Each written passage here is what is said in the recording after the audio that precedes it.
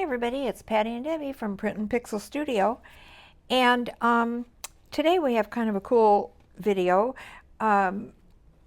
Probably if you've been watching us for any length of time, you saw us a couple weeks ago. We did some of these little bags and we did like fabric applique and stuff on them and a little bit of slow stitching and stuff.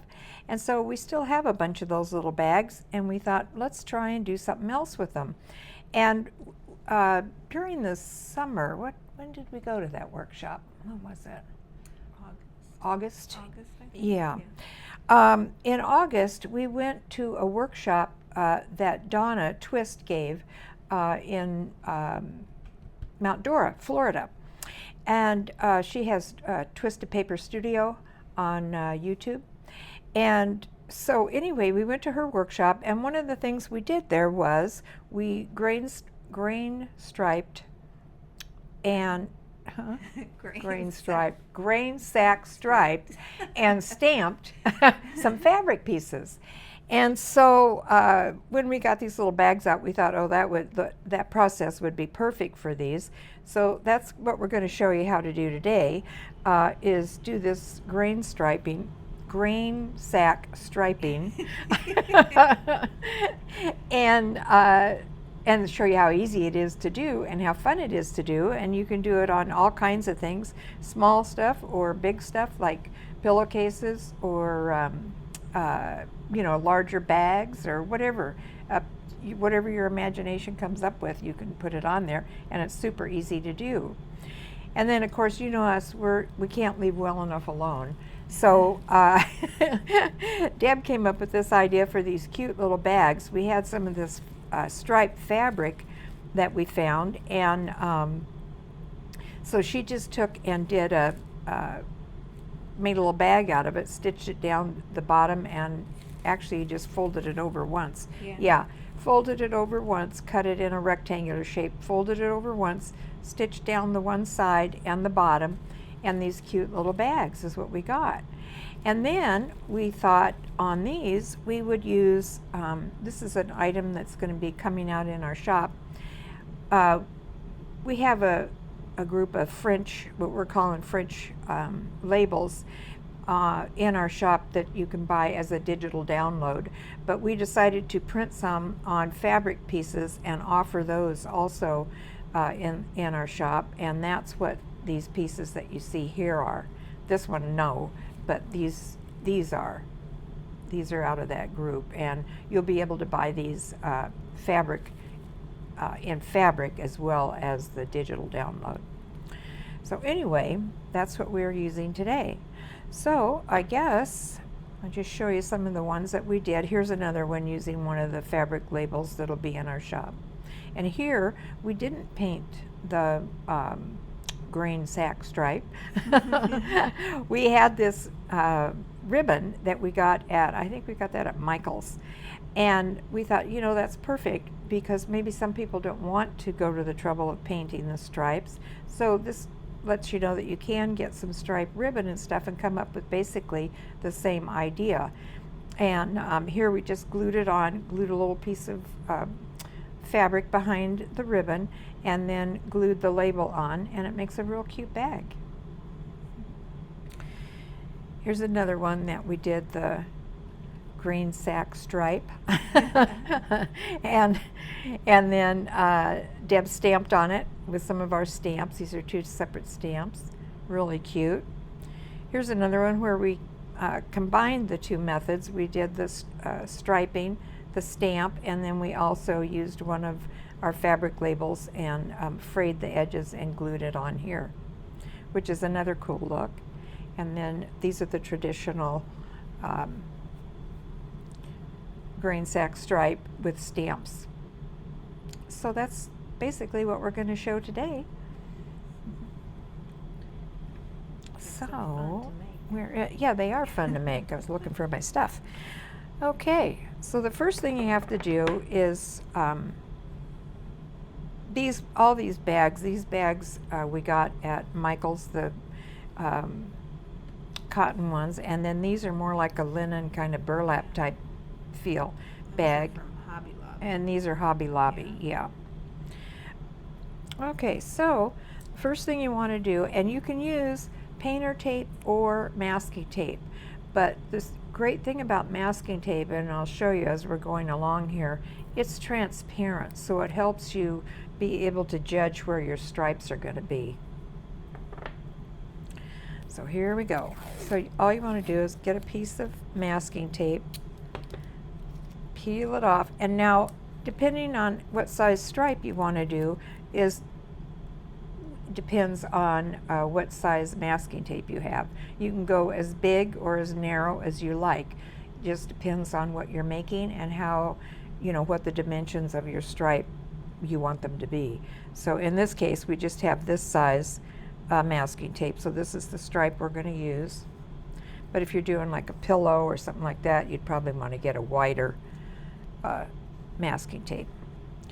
Okay, and then just press it down really good. And then get another couple more pieces of it.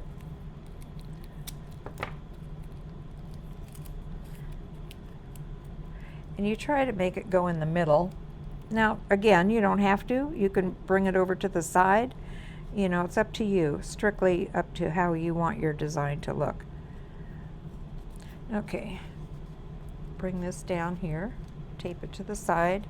Same on the other side.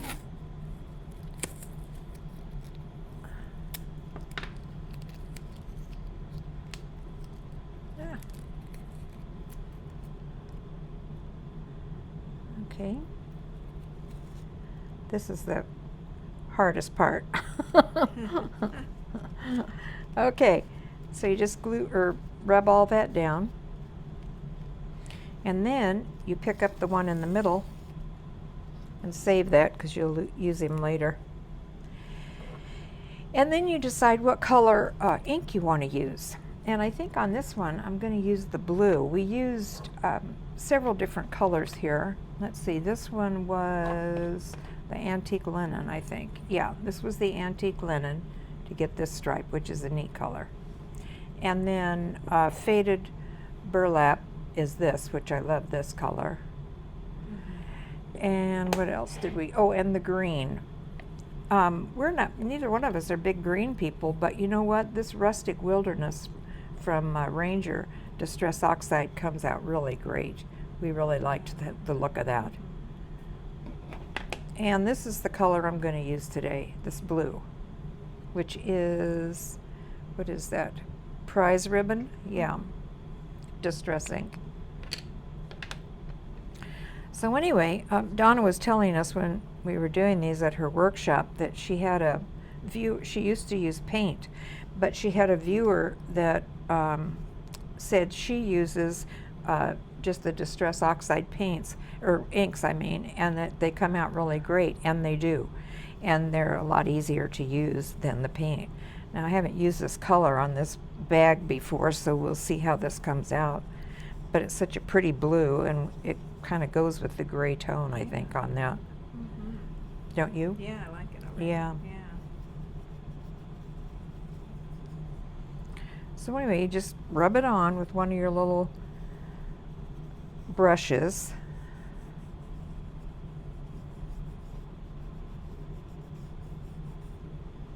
And just do it, as dark as you want. It's totally up to you. The nice thing with the inks, you don't have to wait long for the paint to dry. No, like to take no, the tape yeah, off and right, stuff. right. That is a good point, Deb. Okay, and then you just pull your tape back. And look at that good clean line you get. Yeah, I lost my piece of tape. Okay, now what you want to do, I'm a little crooked, but you know what? These are rustic, doesn't matter. Now you take your masking tape and you come back over. Depends on how far you want your stripe from the main stripe. In other words, do you want it closer than this? Do you want it about like that? It's up to you. And you can judge. You go and take your tape. And to get a kind of a narrow one, I usually put it in about halfway on the stripe. The tape down about halfway on your painted stripe or inked stripe. Is that what you do too? about Yeah. halfway? Yeah, well, Huh? some I did, I was just eyeballing it, and then, Yeah, but this is a way better technique than I did. yeah, it's less, Yes, it's more precise. right, exactly. Come on, buddy. Because I was using the painter tape in the beginning, and I couldn't see my line, so I was just kind of like Right. guessing. But Okay, and so I just find that if you overlap it just a hair on that first piece of tape, now you should be able to see your tape through there. You know what? I think because of that dark color, I better use regular. I can't really see the, yeah. Sometimes, depending on the color you're using, you can reuse that tape, but. And then, okay, so put it about halfway. And again, this you're going to kind of have to judge for yourself. How big, how wide do you want that stripe to be? So the whole idea of this is, and you can see it better now, the whole idea of this is you can judge the width of your stripe here, because we're going to put, and you'll see in a minute, we're going to put another piece of tape along here, but this will be, the distance here will be how far your stripes are going to be apart. So, you know, it's up to you how you want it to be. How far is what I'm trying to say. You want your stripes to be apart. You'll see when we get done here how it turns out. And again, I usually just try to bring it right about halfway. You can bring it, overlap it a little bit more if you want. But this you can eyeball now. You can see how far your stripe is going to start right here at the edge of this tape. So you can see, does that look pretty even? And it looks pretty even to me. What do you think? Mm-hmm. And even if it's not exactly even, you know, these are supposed to be replicas of old grain sacks. These were not, you know, any kind of art form that people were doing when they made the original ones of these. So don't get too caught up in the, you know, in the exact stripe and all that thing. But you do want it to be, you know, kind of lined up so that it looks relatively the same. So then you take another piece of your masking tape,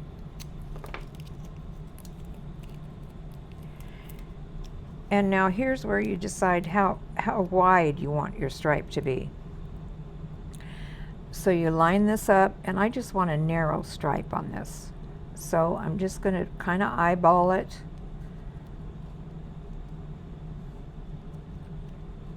And tape it down. So this is actually where your stripe is going to be, where you can see the, let me push this down, then I'll hold it up. So this is actually your stripe right here, your second stripe. So you can see that you have this little piece, here's your main stripe, then it's going to be blank, and then this will be your next stripe. And so on this one, we're going to try to line it up the same. Wish me luck. Again, this is just, you're going to have to just eyeball it. I mean, you can measure if you want, but gosh, I'm not a big measuring person. That looks about right, don't you think? Huh? it's a little, come in a little bit on the bottom. On the bottom? Okay. Let's see.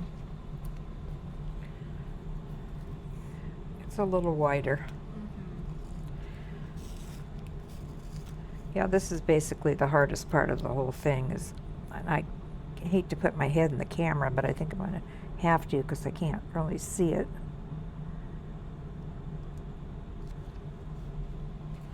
Let's see. That's still a little wide, isn't it? It's all right. It's close enough. Yeah, it's close enough for grain sack work. So So anyway, like I say, it's not, it's just, it doesn't have to be like perfect. Thank goodness, because perfect is not my thing. Okay, so then you're just going to take your ink, and again, with your little brush, just rub it along that area where you want your stripe painted in.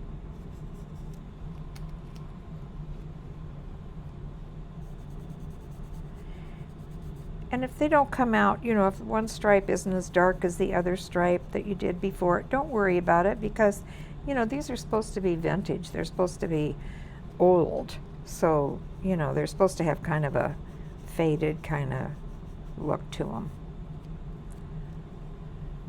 But after, just experiment. After you do a couple of them, you'll get the hang of it. Practice on a piece of fabric or paper, and see what you get.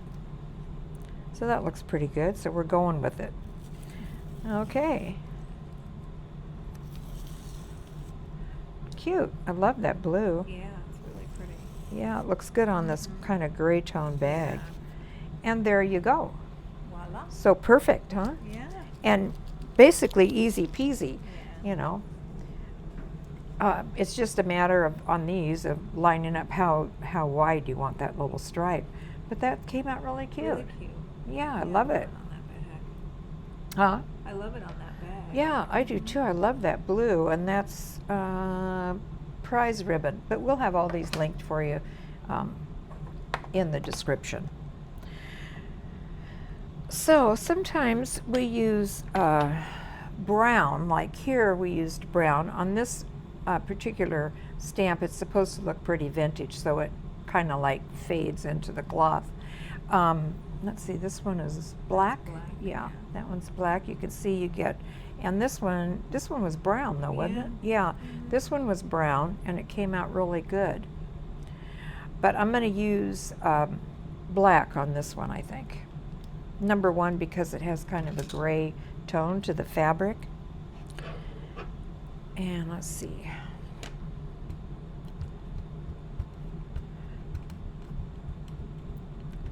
We like the Stazon ink for these. You don't want to use, well, you can use distressed ink on the stamps, but it doesn't seem to give you as clear or as good a stamp, don't you think? Yeah. The Distress Oxide, I mean. Yeah. Yeah. The Stazon gives you a real good clear print. That looks pretty good, I hope. Okay. I'm gonna, well, I'm gonna have to stand up. I can't see it sitting down really well. Okay, hope this works out. It's hard to see it without looking directly down on top of it, but we're gonna give it a try here and see what happens.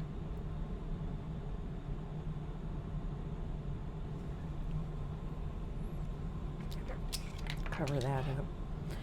Okay, and then just press really good and let it sit for, kind of press on it for a few seconds, because it gives the ink a chance to kind of soak down into the fabric. And kind of press around, without moving the stamp, of course. But on these bags, it's not that hard because it's, it's not a slippery surface.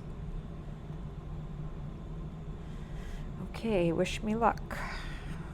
No. Oh, no! What happened? How come that happened? know. I had plenty of ink on there, I was sure. Yeah, look at that. You know what? I must not have pressed hard enough in the center. Okay, well, I want you to see how this stamp comes out, so I'm going to do it on the other side. And usually when we stamp these, I'm standing because it's hard to get enough pressure, for me anyway, sitting down. So let's try this again so you can see how the stamp looks.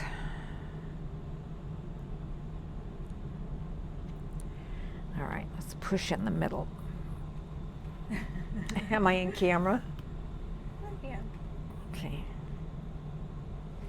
Yeah, that's a bummer. I know. Mm-hmm. Haven't had Still that in the happen show. before. Right. Things happen. Oh yeah, stuff happens. I mean, you know, so they make more of these bags. It's not the end of the world. But at least we got to show you how to do the stripe on the right side. Right. But